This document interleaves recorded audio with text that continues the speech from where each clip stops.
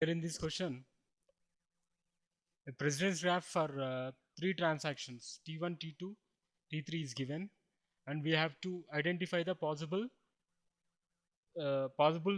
schedule by seeing the given precedence graph.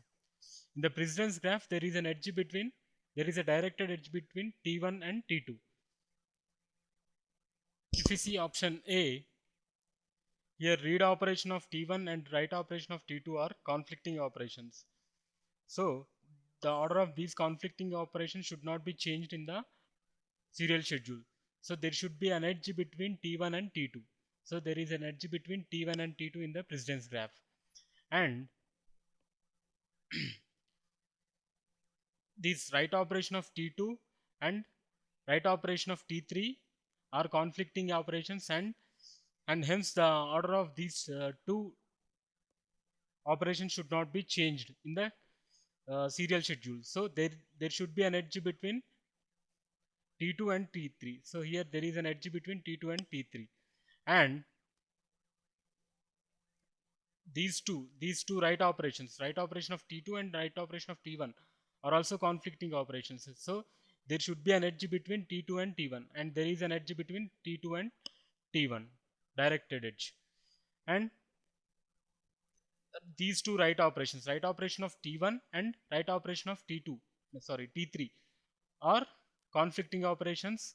Hence there should be an edge, directed edge from T1 to T3. There is a direct edge from T1 to T3. So we can say here option A is correct. Let us check option B also.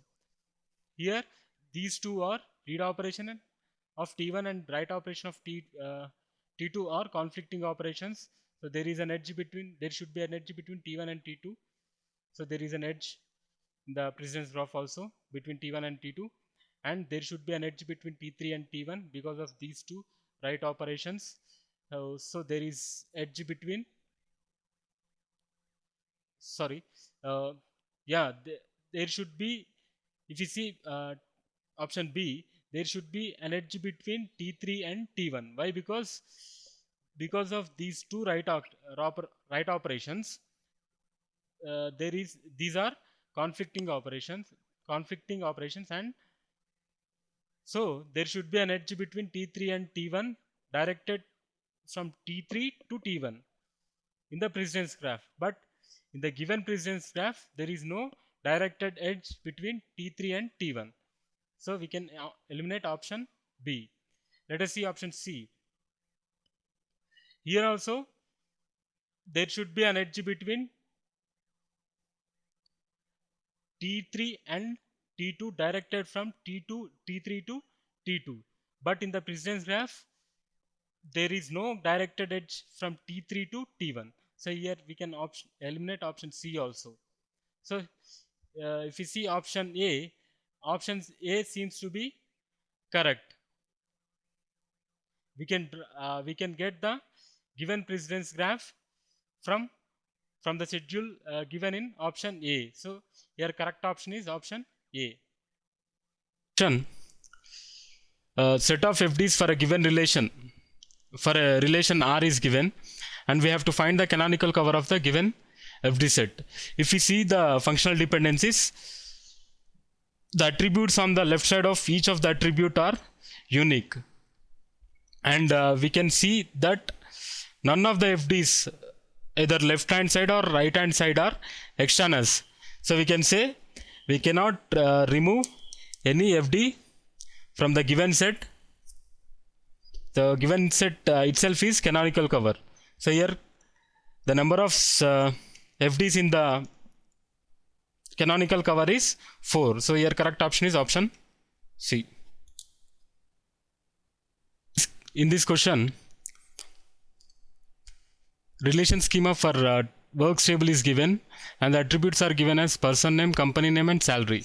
And we have to write the SQL query which returns persons whose salaries are more than the salary of everybody who works for company XYZ.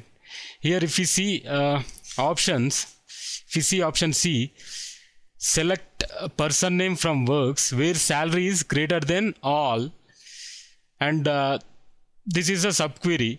This subquery will return select a salary from works where company name is equal to XYZ. That means this subquery will return the salaries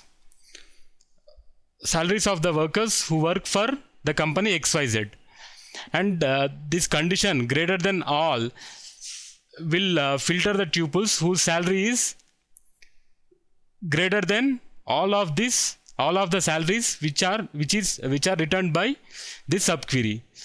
So we can say, if we see option C, select person name from works where salary is greater than, as we have discussed, this subquery will return all the salaries of the workers who work for company XYZ.